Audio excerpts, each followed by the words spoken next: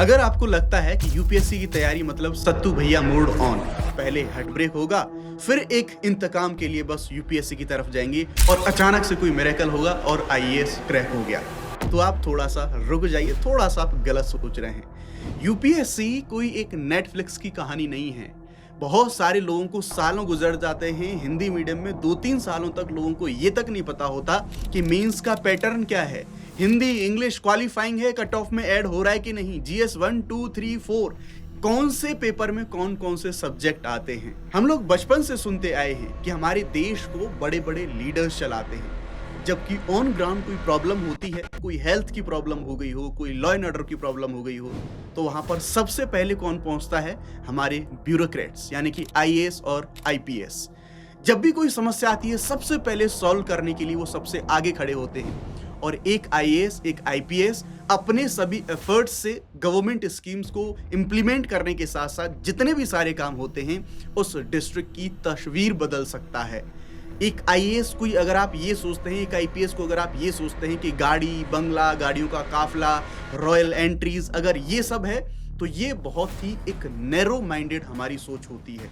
आपको इस सर्विस को ऐसे लेना होगा कि एक आईएएस और आईपीएस ऑफिसर के जस्ट एक सिग्नेचर से बहुत से लोगों की जिंदगी तक बदल जाती है। लेकिन उस सफर तक पहुंचने का जो रास्ता है, उस मंजिल तक पहुंचने की जो जर्नी है, उस जर्नी को आपको थोड़ा सा समझना होगा। हमें सबसे पहले उस जर्नी को पहुंचने के पहले पड़ाव को समझना होगा, और वो है यूपीएससी। क्या है यूपीएससी, सिलेबस क्या है, इस एग्जाम का पैटर्न क्या है, मैंने डिटेल से सारी चीजों को इस वीडियो में समझाया है। एंडिंग तक इस चीज को जरूर देखना। Hello everyone, welcome to Unacademy. मैं शुभम सिसोदिया आप सबका बहुत स्वागत करता हूं।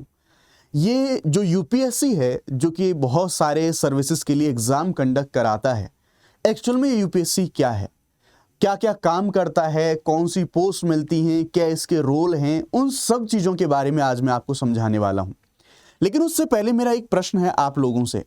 आपने बहुत सारे लोगों के मुंह से ये सुना होगा कि हमारे देश में जो नेता हैं, जो लीडर्स हैं, वो हमारे देश को चलाते हैं। क्या ये पूरी तरह से सच बात है? क्या ये सच है पूरी तरह से? डेफिनेटली ये पूरा सच नहीं है। मैं आपको इस वीडियो के अंदर कुछ सवालों के जवाब दूंगा कि इंडिया को कौन रन करता है, यानी कि वास्तविक रूप में ऑन ग्राउंड कैसे यहाँ पर सर्विस होती हैं। जो कानून सरकारों के द्वारा बनाए जाते हैं, उन कानूनों को इंप्लीमेंट कौन करता है। जो डिस्ट्रिक्ट होती हैं आपकी, उनका सबसे पावरफुल जो ऑफिसर है वो कौन कौन होते हैं। और ये आईएएस, आईपीएस, आईएफएस जो ऑफिसर्स होते हैं, क्या इनके भी अलावा कुछ जो पोजीशंस हैं, कुछ जो रैंक हैं वो होती हैं, उनको समझने की कोशिश करेंगे। और साथ ही साथ डिटेल में समझेंगे इन सभी चीज़ों का आंसर इस वीडियो के बारे में। आपको मैं बता दूं, अनअकैडमी प्लेटफॉर्म पे मैं Indian polity, constitution and international relations पढ़ाता हूं। और आपको बहुत सारे ऐसे लोग होते हैं जो कई बार यूपीएससी की तैयारी में काफ़ी समय निकाल देते हैं, लेकिन स्टिल अगर मैं उनसे पूछ लूं कि आप मुझे एक बार मेंस का, प्रीलिम्स का सिलेबस के साथ एक बार पैटर्न बताओगे कि कौन से एग्जाम में कितने क्वेश्चंस आते हैं, कितने मार्क्स का होता है, कितने पेपर होते हैं, कौन सा क्वालिफाइंग है। मैंने सच में ऐसे लोगों को देखा है जो कई सालों तक इसी चीज़ में कंफ्यूज रहते हैं। तो यूपीएससी से रिलेटेड जितने सारे डाउट हैं, एक ओवरऑल सारे डाउट्स को हम यहाँ पर कवर करने की कोशिश करेंगे। उसकी प्रिपरेशन कैसे शुरू होती है, क्या तरीका होता है एग्जाम का, कैसा पैटर्न होता है, उन सभी सवालों के जवाब हम यहाँ पर खोज रहे होंगे। तो दरअसल यूपीएससी होता क्या है? तो UPSC, union public service commission, यानी कि संघ लोक सेवा आयोग, एक कॉन्स्टिट्यूशनल बॉडी होता है, राइट। इसमें हम देखेंगे, यानी कि कॉन्स्टिट्यूशन से बना हुआ है, और इंडिया के जो टॉप गवर्नमेंट ऑफिशियल्स होती हैं देश के अंदर, इसके द्वारा जो सर्विसेज होती हैं उससे ऊपर की कोई नौकरी नहीं होती। देश को चलाने वाले सबसे बड़े जो कैबिनेट सेक्रेटरीज, जो चीफ सेक्रेटरीज होते हैं, वो भी यूपीएससी के द्वारा सेलेक्टेड जो ऑफिसर्स हैं, वो हमें देखने को मिलते हैं। तो ऐसे जो कंट्री को चलाने वाले जो टॉप ऑफिसर्स हैं, उन ऑफिसर्स का सिलेक्शन करती है यही हमारी यूपीएससी। यानी कि सिंपल लैंग्वेज में यूपीएससी हमारी एक रिक्रूटिंग एजेंसी है, यानी कि एक भर्ती करने वाली कॉन्स्टिट्यूशनल बॉडी है, जिसे हम देखेंगे बेस्ट ऑफिसर्स को यहाँ पर चुन रही होती है। दिल्ली में बेस्ड है। आप लोगों ने बहुत सारे इंटरव्यूज, फोटोज, जब टॉपर जाते हैं इंटरव्यू देने के लिए, उस टाइम की रील्स एंड वीडियोस वो सब आपने देखी होंगी। और मेजरली काफ़ी सारे जो एग्जाम है वो एग्जाम कंडक्ट कराता है। हम यहाँ पर बात करने वाले हैं सिविल सर्विस के बारे में। तो क्या यूपीएससी केवल जो सिविल सर्विसेज होती हैं, यानी कि सिविल सेवा होती हैं, केवल उन्हीं सिविल सेवाओं के लिए एग्जाम कंडक्ट कराता है? वैसे तो यूपीएससी कई सारे एग्जाम जैसे आपका एनडीए रहा, आपका सीडीएस रहा, आपका आईईएस रहा, ठीक है, बहुत सारे एग्जाम कंडक्ट करवाता है, ईपीएफओ रहा, एपीएफसी रहा।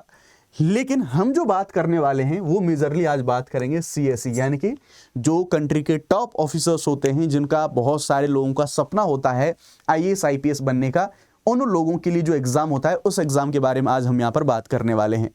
तो अगर हम सिविल सर्विस के बारे में बात करें तो इसमें मेजरली 3 पिलर्स हमें देखने को मिलते हैं सिविल सर्विस के यहाँ पे। तो इस जर्नी को सक्सेस बनाने के लिए आपको जरूरत पड़ेगी एक बेहतरीन गाइडेंस की, जिसमें आप अनअकैडमी को चूज कर सकते हैं। अनअकैडमी के 60% के जो ऑफर हैं, जो कि सीएसई अश्योर के साथ आपको मिलते हैं, यानी कि 17,999 के अंदर आप अनअकैडमी के सभी प्लस कोर्सेज को एक्सेस कर सकते हैं।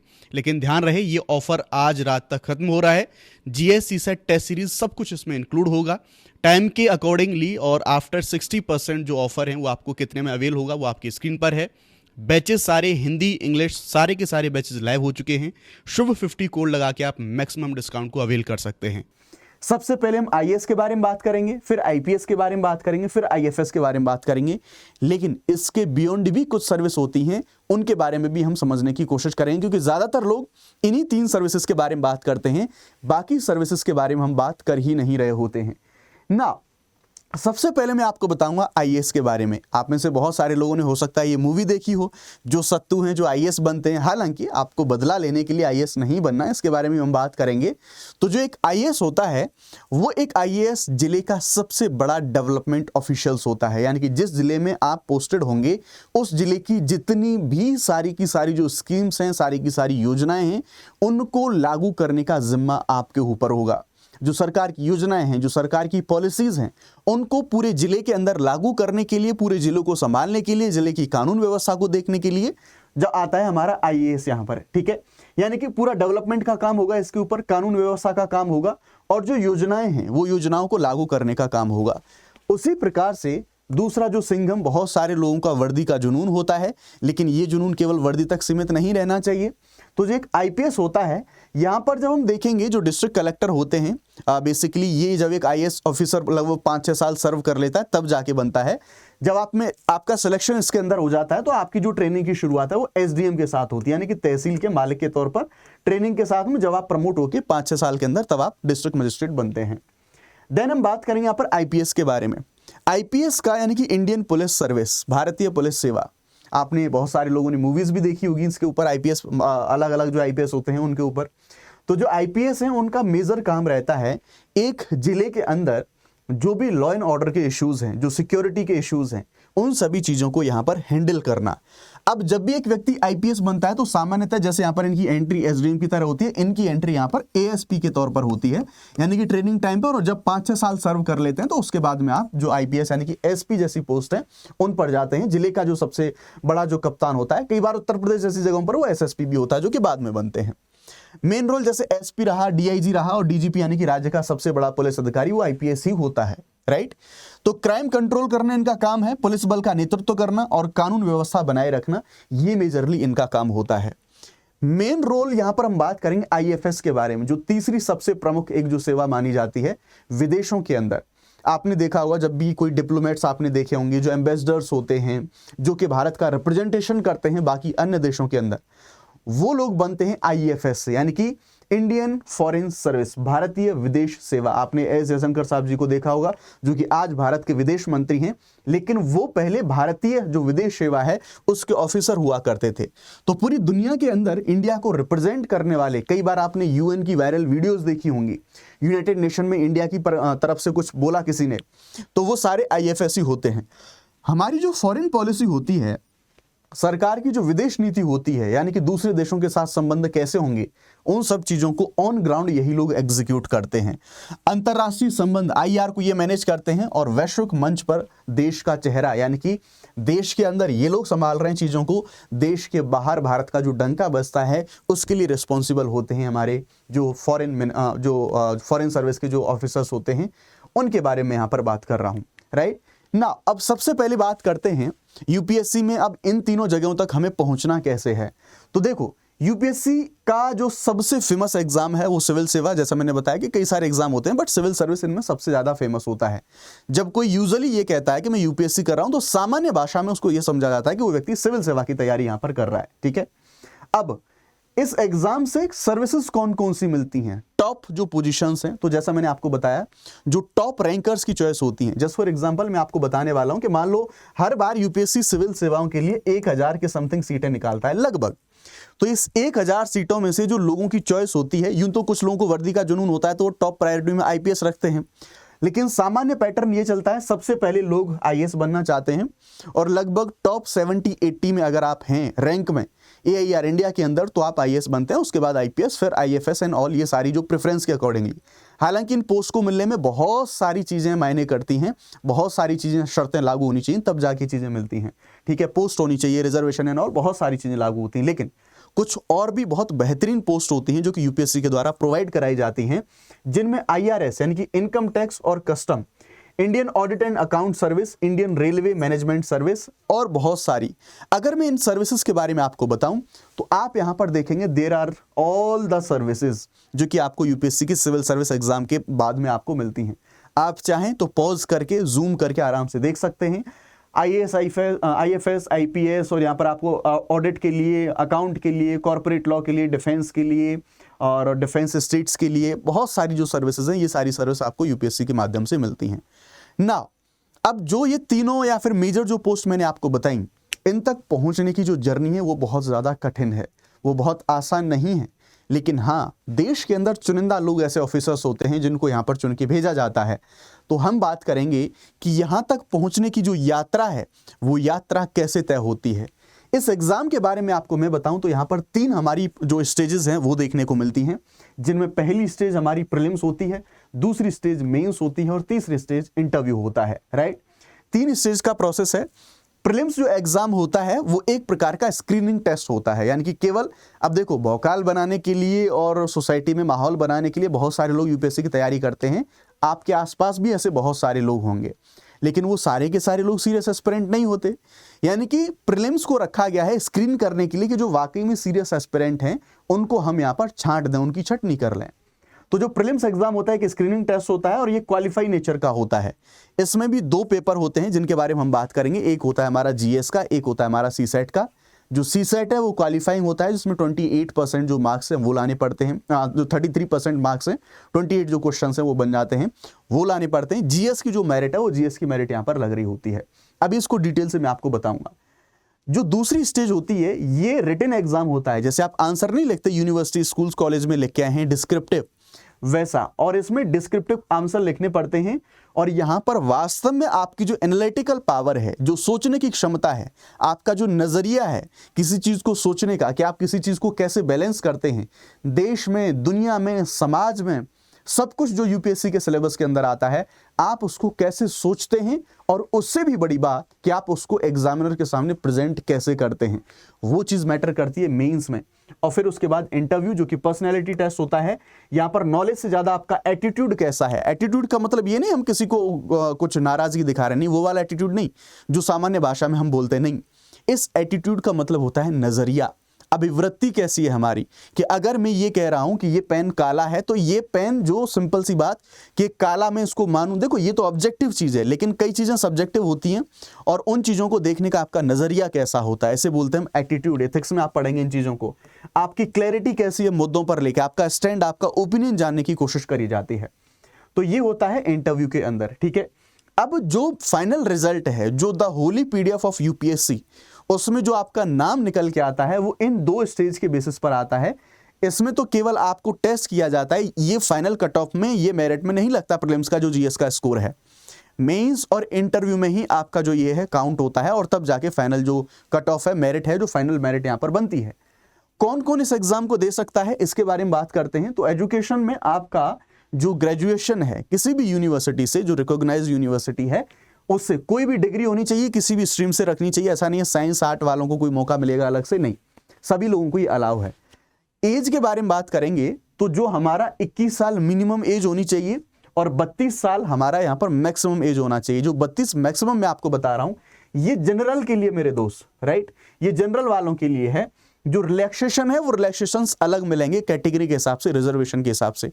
SC ST OBC वालों के लिए अलग उनके बारे में बात करते हैं। नंबर ऑफ अटेम्प्ट के बारे में बात करें तो जनरल वालों को 6 अटेम्प्ट मिलते हैं, OBC वालों को 9 अटेम्प्ट मिलते हैं, और SC ST वालों को अनलिमिटेड यानी कि एज लिमिट तक उनके जो अनलिमिटेड अटेम्प्ट है वो उनको यहां पर मिल रहे होते हैं, राइट। तो यहां पर मैंने एक लिस्ट बनाई है और इस लिस्ट में एज वाइज और अटेम्प्ट वाइज, यानी कि जनरल और EWS के लोग हैं 21 से 32 साल उनकी उम्र होनी चाहिए इस बीच में, और 6 अटेम्प्ट दे सकते हैं। OBC के जो लोग हैं 21 से 35 साल उनकी जो एज लिमिट है वो होनी चाहिए और नंबर ऑफ अटेम्प्ट उनको 9 मिलते हैं। SC ST के जो लोग हैं उनको 21 से 37 साल तक वो एग्जाम दे सकते हैं और उनको अनलिमिटेड नंबर ऑफ अटेम्प्ट हैं वो मिलते हैं अपनी लिमिटेड की जो एज है उसके अंदर। जो जनरल EWS में जो PWBD वाले लोग आते हैं उनके लिए सारी चीजें यहां पर हैं। तो लोगों को आपको एग्जाम देने के लिए ये मौके मिलते हैं सभी के लिए, मैंने लिस्ट पूरी यहां पर लगा दी है, राइट ना। हम बात करेंगे ये यूपीएससी का जो एग्जाम है, सिविल सेवा का एग्जाम है, केवल हिंदुस्तान नहीं, केवल इंडिया नहीं, बल्कि दुनिया के one of the toughest exam में इसको माना जाता है। क्यों माना जाता है, कुछ डेटा को समझने की कोशिश करते हैं। इतने सारे लोग हमारा जो एग्जाम के लिए फॉर्म भरते हैं, यानी कि हर साल 10 से 12 लाख लोग एग्जाम का फॉर्म भरते हैं और इनमें से फिर जो सीरियस एस्पिरेंट हैं उनकी छटनी होती है और ये लोग इस छलनी में निकल के आते हैं और लगभग इतने 10-12 लाख लोगों में से केवल 1000 जो हमारे लोग हैं वो यहां पर सेलेक्ट होते हैं। तो दोस्त ये रास्ता आसान तो है नहीं। इसका मतलब ये भी नहीं कि 10-12 लाख सारे के सारे लोग हैं वो सीरियस होते हैं। जो सीरियस पूरा का पूरा कंपटीशन होता है वो लगभग 1 लाख के बराबर होता है। बाकी तो फिर मतलब ठीक है, माहौल बनाने के लिए लोग लगे हुए हैं, कुछ लोगों की कंडीशंस अलग हैं। तो ओवरऑल अगर आप यूपीएससी में सक्सेस रेट निकालोगे तो वो सक्सेस रेट निकलेगा 0.2% से भी कम। ये सक्सेस रेट निकलेगा आपका, राइट। तो ये समस्या यानी कि जो एग्जाम है वो एग्जाम की जर्नी काफी टफ है, लेकिन हाँ इसके बाद जो सफलता मिलती है वो उसके लिए वर्थ इट है और आराम से वर्थ इट है। अब हम देखेंगे इसलिए केवल ये जो जितना कंपटीशन है ये डिसिप्लिन, कंसिस्टेंसी एग्जाम में, पेशेंस और सबसे इंपॉर्टेंट होते हैं ये सारी चीजें। हार्ड वर्क के साथ साथ इन सभी चीजों का होना भी जरूरी है। आप 4 दिन हार्ड वर्क कर लें, महीने भर आप शांत पड़े रहें, so this is not your university exam कि आपका एग्जाम क्वालिफाई हो जाएगा और आप यूपीएससी को क्रैक कर लेंगे। यूपीएससी के लिए आपको हर दिन तपना होता है, अपने आप को आपको हर दिन तपाना पड़ता है और डेली उन्हीं बोरिंग चीजों को आपको रिपीटेड करना पड़ता है, तभी तो आप एक बड़ी भीड़ से अलग हो पाते हैं। आप देखिए कोई भी बैच जब शुरू होता है तो हर एक बैच में लोग भर भर के आते हैं, लेकिन विद इन फ्यू डेज वो बैच पूरा खाली हो जाता है। कुछ ही चुनिंदा लोग बचते हैं। क्यों? क्योंकि उन लोगों में पेशेंस नहीं है और ऐसे लोगों को यूपीएससी तुरंत बाहर कर देता है, राइट। तो ये चीज देखने को मिलेगी। अब ये जो यूपीएससी की जर्नी है ना दोस्त, यूपीएससी की जर्नी को समझने की कोशिश करो। ये यूपीएससी की जो प्रिपरेशन है, it's not only about an journey, it's not only about an examination. ये एक लाइफ स्टाइल है। यूपीएससी तैयारी करने वाले लोगों की जो दिनचर्या होती है, जो लाइफ स्टाइल होती है, वो एकदम कंप्लीटली डिफरेंट है। इसमें हम देखेंगे पूरा जो सिर्फ यहाँ पर ये नहीं कि आपके सामने यूनिवर्सिटी का कोई गाइड आपके सामने आया, आपने रट्टा मारा और एग्जाम क्वालिफाई कर दिया, ना तो केवल इंटेलिजेंस का टेस्ट होगा, ना केवल रट्टा से काम चलेगा। मल्टीपल टाइम आप फेलियर हो सकते हैं अनडाउटेडली। सेल्फ डाउट हर तीसरे दिन आएगा, जब 1-2 अटेम्प्ट आप दे देंगे, समय समय पर आता रहेगा। तो 2-3 अटेम्प्ट कॉमन है। ऐसे रेयर लोग होते हैं जो फर्स्ट अटेम्प्ट में जिनका क्वालिफाई हो जाता है, ऊपर से अच्छी किस्मत और हार्डवर्क भी करते हैं। लेकिन हाँ 2-3 अटेम्प्ट आराम से, कुछ लोगों को 5 से 6 अटेम्प्ट भी लग जाते हैं। बहुत सारे लोगों का सिलेक्शन ऐसे लोगों का भी होता है। लेकिन ये जो व्यक्ति यहाँ पर टिक जाता है वो व्यक्ति यहाँ पर ऑफिसर बन जाता है। और जो ये बेसिकली मैं ये कहना चाह रहा हूँ कि जो यूपीएससी की तैयारी है ना, वो एक कैरेक्टर बिल्डिंग एक पूरा प्रोसेस है। वो आपको सिखाता है आपको पेशेंस कैसे करना है, आपको स्ट्रगल कैसे करना है, आपको धीरे धीरे मेहनत से रिजल्ट्स कैसे लाने हैं। वो आपको सिखाता है कि आपको प्रेशर के अंदर जो डिसीजन मेकिंग की कैपेबिलिटी है, तभी तो इतना हार्ड एग्जाम कम समय में इतना ज़्यादा लिखना होता है कि आपके ऊपर प्रेशर बिल्ड हो। जब आप एक IAS IPS ऑफिसर बन जाएं तो वैसी कंडीशन में जब आपके ऊपर पॉलिटिकल, समाज, लोग, सरकार सबके प्रेशर होंगे, तब आप देश हित में कैसे निर्णय ले पाएंगे, वैसी चीजें सिखाता है ये आपको यूपीएससी का एग्जाम। ठीक है ना। बिगिनर के लिए एक ऑनेस्ट एडवाइस यहां पर मैं आपको देना चाहूंगा। अगर दोस्त आप यूपीएससी के लिए प्रिपेयर कर रहे हैं, अगर आप रीलें देख के आए हैं, अगर आप किसी को देख के शॉर्ट टर्म के लिए मोटिवेट हो रहे हैं, तो ध्यान रखना ऐसे बात नहीं बन पाएगी। आप अगर लिटरली देश के लिए अगर आप लोग काम करना चाहते हो, पावर से ज्यादा रिस्पॉन्सिबिलिटी अगर आप चाहते हो, क्योंकि दोस्त जो पावर का नशा है ना, जो रीलें देख के आपको लग रहा होगा कि वाह आईएएस आईपीएस की क्या पावर होती है, आईपीएस चश्मा लगा के बंदूक के साथ लेके और पिस्टल लेके किस तरह से एंट्री मार रहा है स्कॉर्पियो से उतर के। तो मेरे दोस्त ये जो पावर का नशा होता है ना, या फिर ये जो रॉयल एंट्री वाली चीज़ें होती हैं ना, बहुत जल्दी फीकी पड़ जाती हैं, क्योंकि ये बहुत हल्की चीज़ें होती हैं। इस जर्नी में टिकने के लिए आपको जो रिस्पॉन्सिबिलिटीज़ हैं, अगर आपको वाकई में सोसाइटी के अंदर चेंज लेके आना है तो आपको यहाँ पर इस जर्नी में आना होगा। बिकॉज एक ऑफिसर का जो साइन होता है ना, आपकी एक परमिशन, आपका जो एक ऑर्डर है, वो हजारों लोगों की जिंदगी बदल सकता है। इतनी ताकत होती है इस ऑफिसर की पेंसिल के अंदर, राइट। लॉन्ग टर्म में अगर आप मेहनत कर सकते हो तो ये 2-4 चीज़ें कुछ ऐसी हैं, यूपीएससी की जर्नी तुम्हारे लिए है। अगर आप सिर्फ टॉपर्स की वीडियोस रील्स देख के अगर आप मोटिवेटेड हैं तो प्लीज़ इस जर्नी में आप ना आएँ। अगर सच में देश के अंदर कुछ बदलाव चाहते हैं, अपने आप को आप कुछ समर्पित करना चाहते हैं, वाकई में सेवा की जो स्पिरिट है वो है, तो ये जर्नी आपके लिए परफेक्ट है। लेकिन जैसा मैंने बताया कि आपको लगता है कि गाड़ी बंगला आईएएस आईपीएस को मिलता है भर भर के, नौकर चाकर सिक्योरिटी, एक गाड़ी आगे जा रही है पीछे 5-6 गाड़ियां जाएंगी तो मैं यहाँ पर एंट्री मारूंगा, वो आपके लिए फिर ये सही जगह नहीं है। पावर का नशा है, ये सही जगह आपके लिए नहीं है। यूनिफॉर्म का शौक है, बहुत जल्दी उतर जाता है, फिर आप कैसे काम कर पाएंगे सिर्फ यूनिफॉर्म के चक्कर में आए, तो ये जर्नी फिर आपके लिए नहीं है। आपको पहले वाली जो चीज़ें हैं उन चीज़ों पर आपको रिलाई करना पड़ेगा ना। एक बार हम बात करते हैं, जैसा मैंने आपको बताया, पेपर पैटर्न के बारे में। और पेपर पैटर्न में हम देखेंगे प्रीलिम्स, मेंस और इंटरव्यू में। तो सबसे पहले जैसा हम यहाँ पर देख सकते हैं कि ये जो एग्जाम है, जैसे 2026 में, 27 में या फिर 28 में जो लोग एग्जाम देने वाले हैं वो लोग यहाँ पर चीज़ों को समझ सकते हैं, राइट। जो प्रीलिम्स का एग्जाम है वो प्रीलिम्स का एग्जाम हिंदी और इंग्लिश दोनों में होता है। सेम मेंस के एग्जाम भी हिंदी इंग्लिश दोनों में होता है, सिर्फ लैंग्वेज के पेपर को छोड़ के, राइट। जो प्रीलिम्स का एग्जाम होता है वो एमसीक्यू ऑब्जेक्टिव बेस्ड होता है, ये डिस्क्रिप्टिव होता है। जो प्रीलिम्स का एग्जाम होता है उसमें 2 पेपर होते हैं, एक आपको जीएस देखने को मिलता है जिसमें 100 क्वेश्चन आते हैं, और एक आपको सीसेट देखने को मिलता है जिसमें 80 क्वेश्चन आते हैं, यानी कि क्वालिफाइंग होता है। 33% मार्क्स लाने पड़ते हैं, लेकिन आजकल लोगों पे आईआईटीएंस भी इसमें 33% नहीं लेके आ पा रहे हैं, राइट ना। यहां पर यूजुअली 20 क्वेश्चन होते हैं हर एक पेपर में, और 20 क्वेश्चन आपको लिखने होते हैं विद इन 3 आवर। ये मेंस में गेम चलता है। टोटल मार्क्स 200 का जीएस, 200 का सीसेट होता है। यहाँ पर टोटल मार्क्स मेंस का 1750 होते हैं। ये दोनों एग्जाम ऑफलाइन होते हैं, यहाँ पर 2 पेपर होते हैं। यहाँ पर ओवरऑल आपको 9 पेपर देने होते हैं यूपीएससी मेंस के अंदर, राइट। 2 घंटे मिलते हैं आपको हर एक पेपर के लिए। ये जो 9 पेपर हैं, 9 पेपर के लिए आपको 3 घंटे मिलते हैं, यानी कि हर एक पेपर के लिए 3 घंटे आपको मिलेंगे वो करने के लिए। यहाँ पर जो नेगेटिव मार्किंग है 1/3 होती है नेगेटिव मार्किंग। यहाँ पर ऐसा कोई जो नेगेटिव मार्किंग है वो देखने को नहीं मिलती, राइट ना। पैटर्न को समझने की एक बार हम यहाँ पर कोशिश करते हैं। तो जो पैटर्न है 26, 27, 28 वालों के लिए, अभी मैंने आपको जो क्वेश्चन वाली चीजें वो बता दी, ठीक है, कि कैसे होता है। अब समझने की कोशिश करिए, एक बार कट ऑफ का अंदाजा ले लेते हैं कि साहब आपको इस एग्जाम को क्वालिफाई करने के लिए कितने नंबर लाने पड़ेंगे। और ये मैंने पूरी प्रॉपर लिस्ट बनाई है। अभी ऑफिशियल जो डेटा है वो 24, 23, 22, 21 तक का। तो एक कैटेगरी वाइज मैंने आपको लगाया, तो मैं जनरल का बता देता हूं, आप अपनी कैटेगरी के हिसाब से पॉज करके देख लेना, राइट। 2024 में जनरल वालों को प्रीलिम्स पास करने के लिए 200 में से 87.98 नंबर लाने थे।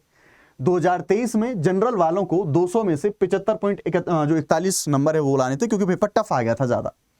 2022 में 200 में से 88.22 लाने थे, और यहां पर 87.54, यानी कि ओवरऑल अगर आप देखोगे तो लगभग 90% जो 90 मार्क्स हैं, 90 मार्क्स के समथिंग जो आपका कट ऑफ है प्रीलिम्स का, वो कट ऑफ आपको देखने को मिलता है। जनरल के बारे में बात कर रहा हूं, बाकी कैटेगरी के हिसाब से आप देख सकते हैं। यहाँ पर ये प्रीलिम्स का गेम था, राइट। तो अगर आप यहां पर देखेंगे कि जो मैंने आपको बताया कि मेरिट कैसे लगेगी उसके बारे में बात करें, तो एक बार मैंने यहां पर जो मेंस है, प्रीलिम्स में तो 2 पेपर होते हैं, यहां पर मैंने मेंस को स्पेसिफाई किया है कि जो मेंस के पेपर हैं वो पेपर कौन कौन से होते हैं, कितने होते हैं, क्योंकि मैंने आपको बताया इंटरव्यू और जो आपका मेंस एग्जाम है उसकी मेरिट यहां पर लग रही होती है। तो देखो दोस्त, पहला पेपर होता है कंपलसरी इंडियन लैंग्वेज का, 3 घंटे का ये पेपर होगा, 300 नंबर का होगा, क्वालिफाइंग यानी कि मेरिट में ये नहीं लगेगा। दूसरा पेपर होता है इंग्लिश का लैंग्वेज पेपर। कंपलसरी में बहुत सारी लैंग्वेज होती हैं और ये इंग्लिश एसेंशियल होता है सबके लिए। ये भी 3 घंटे का, यानी कि 300 नंबर का। तो 2 पेपर तो हमारे ये हो गए क्वालिफाइंग, इनसे कोई मतलब नहीं, इनको अभी भूल जाते हैं। ये सिर्फ क्वालिफाई करने होते हैं। अगर पीवाईक्यू को स्टडी कर लेते हैं तो ये क्वालिफाई आराम से हो जाते हैं। ना बात करते हैं जो मेरिट में लगते हैं। इसमें 4 पेपर हमारे जीएस के होते हैं, एक ऐसे होता है, और हमारा जो ऑप्शनल है वो ऑप्शनल हमें देखने को मिलता है। देखो, तो सबसे पहला पेपर होता है हमारा ऐसे का 3 घंटे का 250 नंबर का। दूसरा पेपर जीएस 1 का, इसमें 250 का होता है। दूसरा जीएस 2 का, ये भी 250, जीएस 3 250, जीएस 4 ये भी 250। देन हम देखेंगे ऑप्शनल के होते हैं 2 पेपर, पेपर 1 एंड पेपर 2, 250 यानी कि 500 नंबर का ये बना। जब आप इस पूरे को टोटल करोगे तो ये बनेगा आपका यहां पर 1750, और 275 का जो होता है इंटरव्यू, और जब आप इसको इंक्लूड करते हैं तो 2025। इसमें से आपकी जो कट ऑफ है वो कट ऑफ यहां पर आपकी जो है वो लग रही होती है, राइट। ये कट ऑफ लगती है आपकी टोटल 2025 में से। ना एक बार जो फाइनल कट ऑफ है उसको समझने की कोशिश करते हैं कि 2025 में से कितने मार्क्स आने चाहिए आपके, तब जाके आप इस लिस्ट में आएंगे। तो वो भी मैंने कैटेगरी वाइज लिस्ट उसकी यहां पर निकाली हुई है। जैसे आप देखेंगे तो मेंस, यहां पर मेंस की है, एक बार मेंस का आप देख लो, केवल मेंस का, फिर फाइनल में आपको दिखा दूंगा। तो मेंस 2024 में जनरल वालों को 729 चाहिए थे। ये 729 कितने में से चाहिए थे? तो ये चाहिए थे 1750 में से। ये इतना आसान भी नहीं होता, राइट। और 2024 में चाहिए थे, यहां पर हम बात करेंगे फाइनल में, यानी कि मेंस को इंक्लूड करके इंटरव्यू के साथ, यानी कि 2025 में से, तो हम देखेंगे 947 ये चाहिए थे। इसी तरह से मैंने 2023 का डेटा, यानी कि 741 पे आपका मेंस क्वालिफाई हो रहा था, और यहां पर फाइनल में हम देखेंगे तो 953 आपके चाहिए थे, तब जाके आपका फाइनल सिलेक्शन होता। तो ये मैंने सारी चीजें लगाई कि आपको कैसे आपका सिलेक्शन होता है, कैसे ये सिलेक्शन आप करेंगे, और जब आपका ये पवित्र पीडीएफ के अंदर नाम आ जाता है तो फिर आपका कॉल आता है, आपको ट्रेनिंग के लिए इनवाइट किया जाता है। लवासना, सपनों की रानी, मसूरी जिसे हम कहते हैं, हम सब यूपीएससी एस्पिरेंट का सपना होता है यहाँ पर जाना और यहाँ पर ट्रेनिंग करना। लवासना में बुलाया जाता है, पहले फाउंडेशन कोर्स की ट्रेनिंग होती है, फिर उस ट्रेनिंग के बाद में सभी को सर्विसेज के हिसाब से अलग अलग जो ट्रेनिंग है वो ट्रेनिंग, और ये एक व्यक्ति का, एक ऑफिसर के जीवन का सबसे विशेष, सबसे अमूल्य समय होता है इस ट्रेनिंग के समय का। तो ये मैंने आपको एक अंदाजा देने की कोशिश करी कि यूपीएससी जो इतनी चीजें होती हैं, पेपर का पैटर्न क्या होता है, वो क्या है, पूरी चीजें आपको यहां पर मिल गई होंगी ना। अब बात करते हैं अनअकैडमी के प्लस कोर्सेज के बारे में। अगर आप लोग इस जर्नी को अनअकैडमी के साथ कंटिन्यू करना चाहते हैं तो अनअकैडमी के प्लस कोर्सेज पर अभी जो मैक्सिमम डिस्काउंट है 17,999 के साथ में वो चल रहा है, जो कि केवल 9 तारीख तक के लिए यहाँ पर वैलिड है। अगर आप लोग मैक्सिमम डिस्काउंट चाहते हैं तो आप लोग शुभ 50 ये कोड है, इस कोड का इस्तेमाल करके आप जो कोर्सेज हैं उनको ज्वाइन कर सकते हैं और अपनी प्रिपरेशन को शुरू कर सकते हैं। These are the prices after जो 60% का जो ऑफर है उसके लगने के बाद। बैचेज हैं हिंदी, इंग्लिश, बाइलिंगुअल, सारे के सारे बैचेज शुरू हो चुके हैं। डिस्क्रिप्शन में आपको लिंक मिल जाएगी। और ध्यान रखिएगा, इसी प्रकार की शानदार तैयारी को करने के लिए आप इस चैनल को सब्सक्राइब करें। बहुत सारे इन प्लस कोर्सेज के साथ में बहुत सारे हमारे जो फ्री इनिशिएटिव्स हैं वो चलते हैं हमारे इसी चैनल पर। जैसे मैं आपको इंडियन पॉलिटी, कॉन्स्टिट्यूशन और आईआर पढ़ाता हूं, तो मेरी बहुत सारी फ्री सीरीज चलती हैं इसी जो हमारा चैनल है, इसी चैनल के अंदर। Thank you very much. जय हिंद, जय भारत। तो इस जर्नी को सक्सेस बनाने के लिए आपको ज़रूरत पड़ेगी एक बेहतरीन गाइडेंस की, जिसमें आप अनअकैडमी को चूज़ कर सकते हैं। अनअकैडमी के 60% के जो ऑफर हैं, जो कि CSE अश्योर के साथ आपको मिलते हैं, यानी कि 17,999 के अंदर आप अनअकैडमी के सभी प्लस कोर्सेज को एक्सेस कर सकते हैं। लेकिन ध्यान रहे, ये ऑफर आज रात तक खत्म हो रहा है। GS, CSET, टेस्ट सीरीज सब कुछ इसमें इंक्लूड होगा टाइम के अकॉर्डिंगली, और आफ्टर 60% जो ऑफर है वो आपको कितने में अवेल होगा वो आपकी स्क्रीन पर है। बैचेस सारे हिंदी, इंग्लिश, सारे के सारे बैचेस लाइव हो चुके हैं। शुभ 50 कोड लगा के आप मैक्सिमम डिस्काउंट को अवेल कर सकते हैं।